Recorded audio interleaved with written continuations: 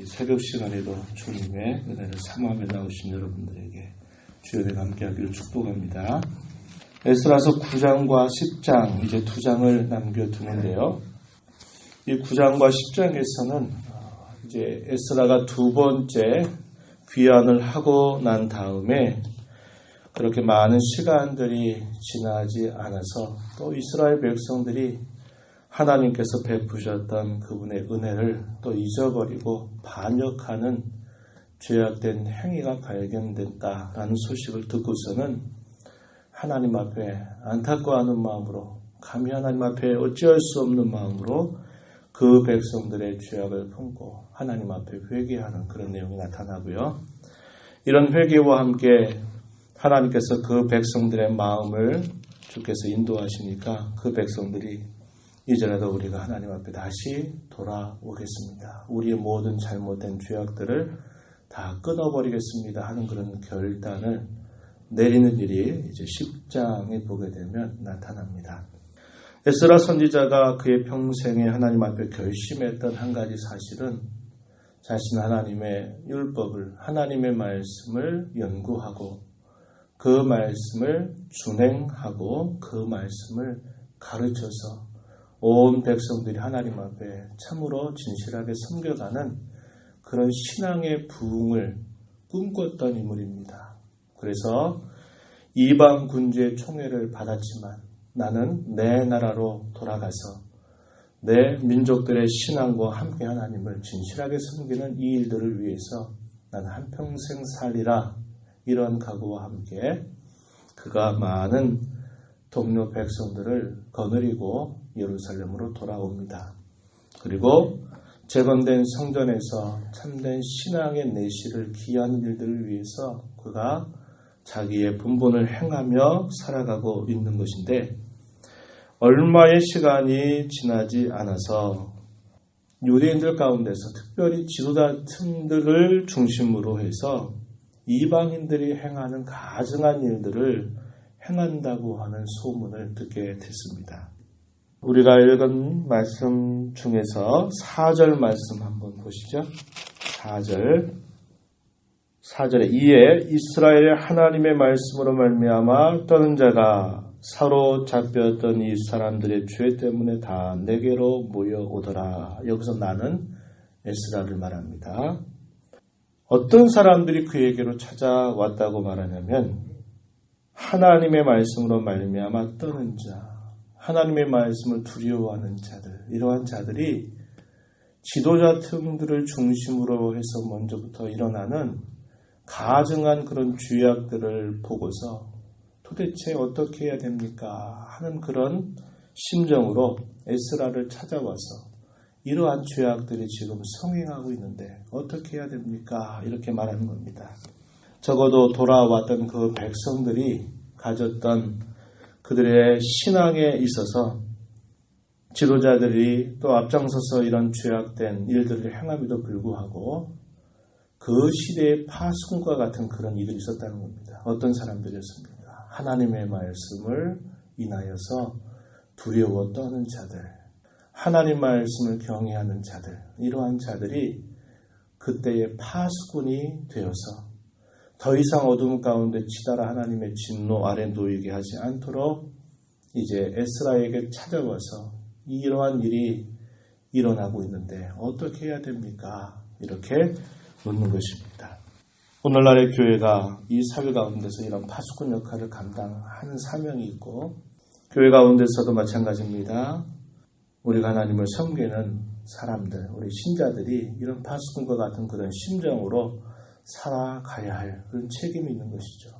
그것은 하나님의 말씀을 두려워할 줄 아는 그런 사람들, 그러한 사람들로 우리의 신앙이 세워질 때 가능한 일이다 하는 것을 우리는 배울 수 있습니다.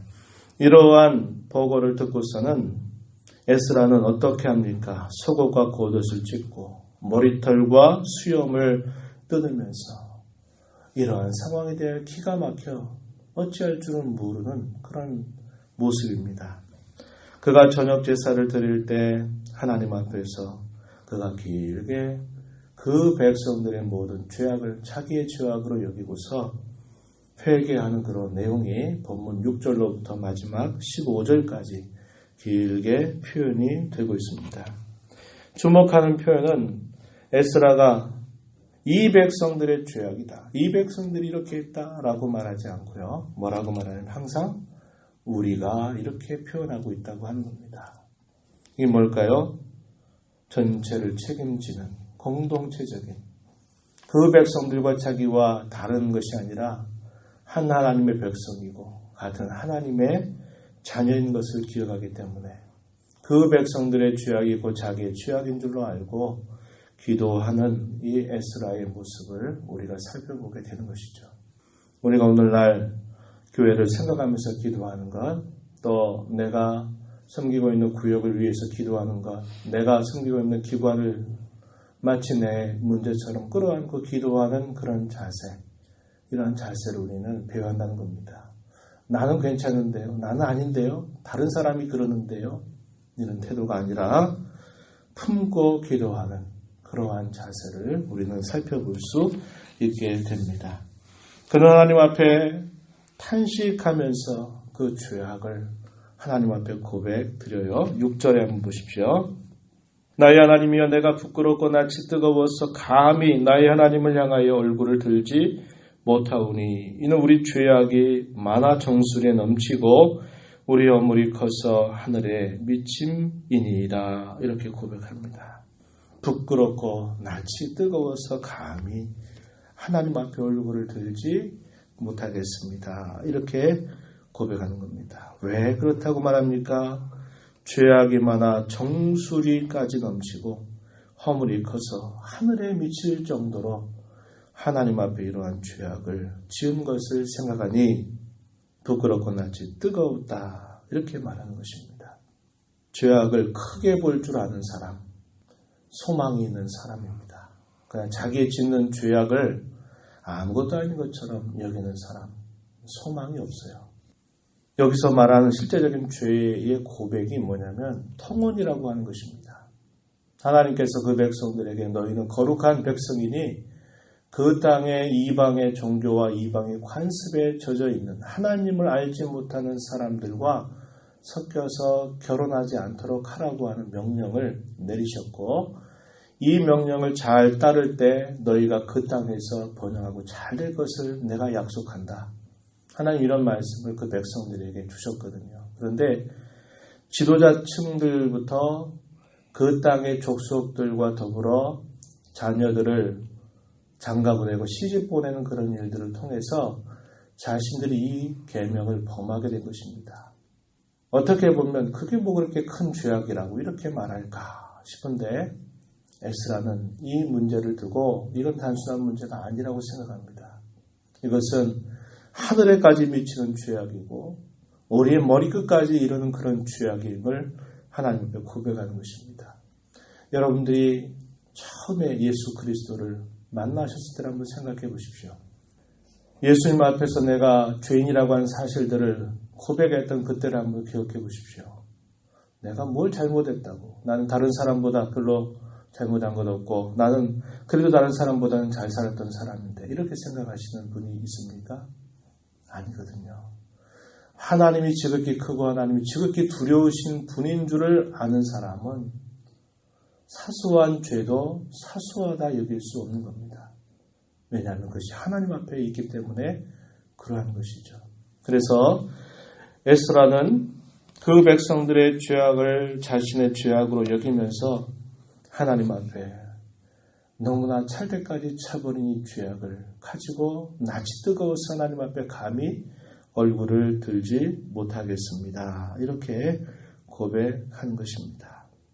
그리고서는 지나간 때에 하나님께서 자신들을 징계하셨던 사실들을 되뇌입니다. 7절 말씀에 보면은 우리 조상들의 때로부터 오늘까지 우리의 죄가 심하매, 조상 때부터 오늘까지 이렇게 말했어요. 우리의 죄악으로 말미암아 우리와 우리 왕들과 우리 제사장들을 여러 나라 왕들의 손에 넘기셨다. 징계받았던 사실, 70여 년의 세월을 하나님 앞에 기억하는 겁니다. 그러한 하나님의 징계로 말미암아 우리가 지금 이렇게 되었다는 것을 인정하는 것이죠. 그럼에도 불구하고 하나님은 자신들에게 은혜를 베풀어 주셨다고, 그런 징계 가운데서도 하나님께서 신실한 자들을 남겨두셔서 또다시 회복하시는 은혜를 주셨다고 고백합니다. 8절 말씀에 가서 보면은 그렇게 표현했어요.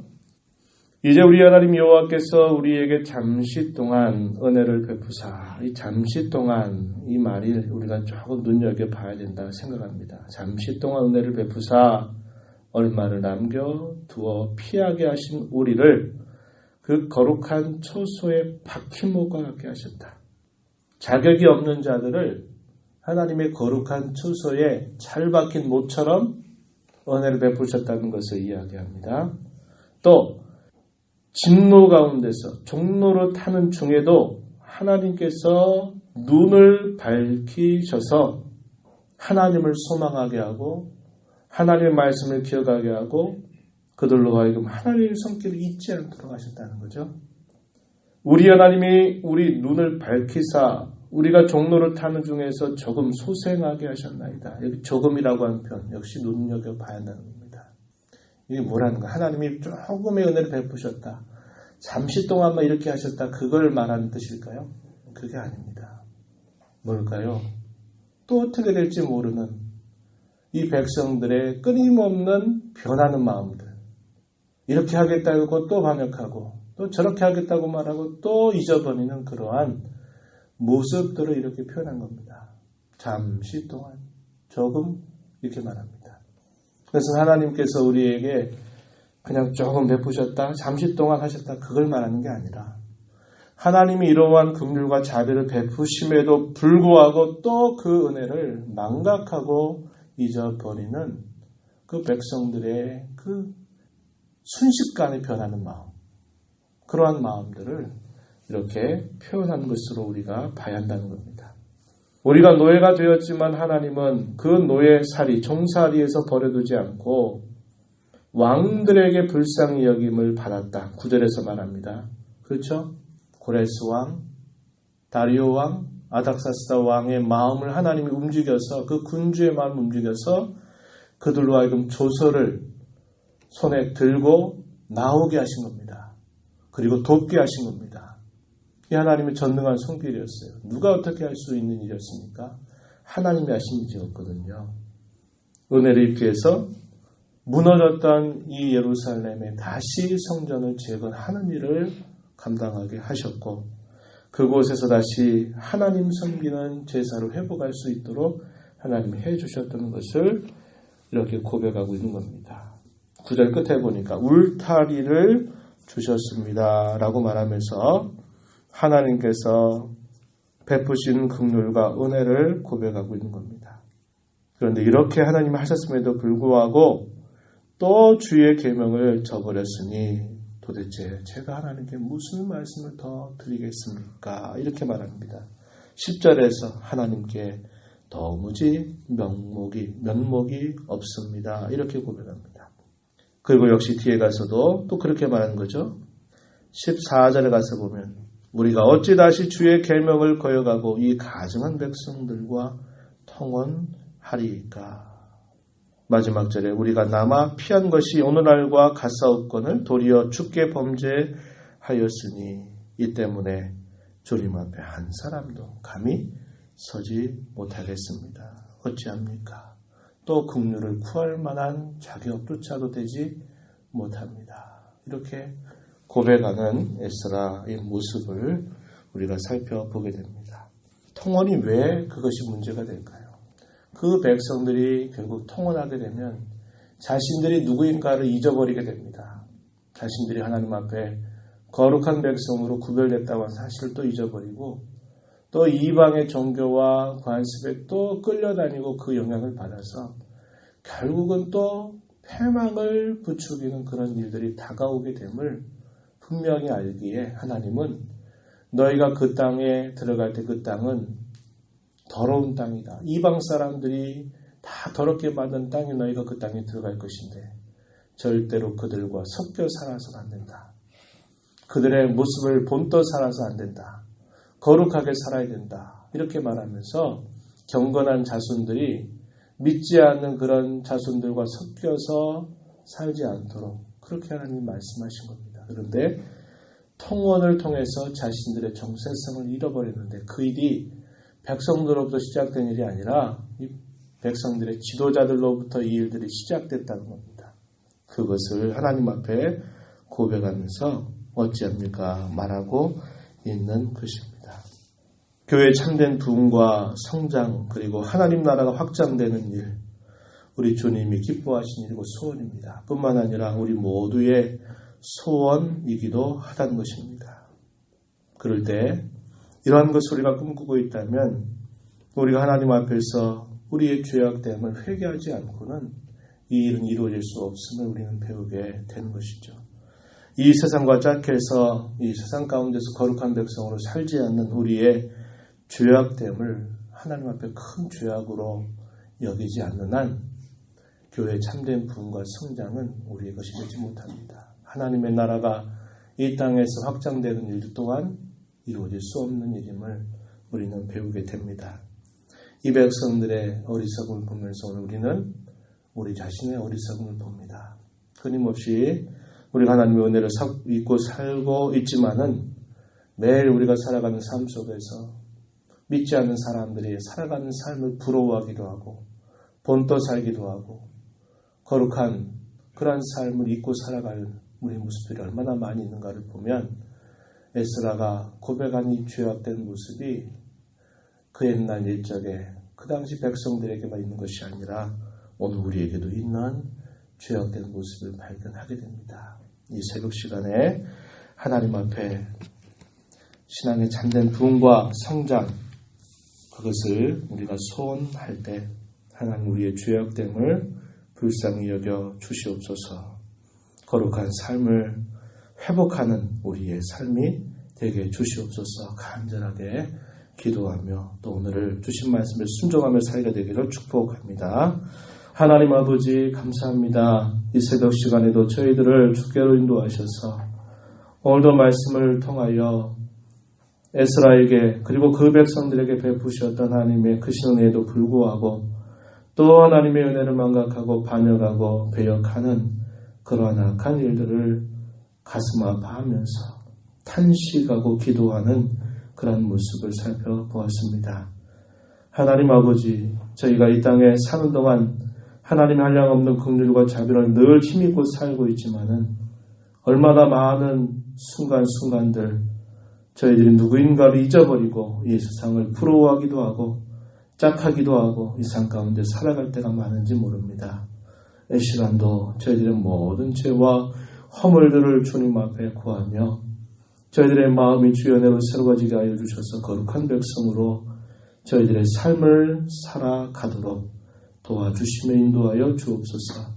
저희들의 간구의 귀를 기울여 주옵시고 하나님의 음성을 듣고 그 음성에 순종하는 복된 하루가 되게 하여 주옵소서. 예수님의 이름으로 간절히 기도하옵나이다. 아멘.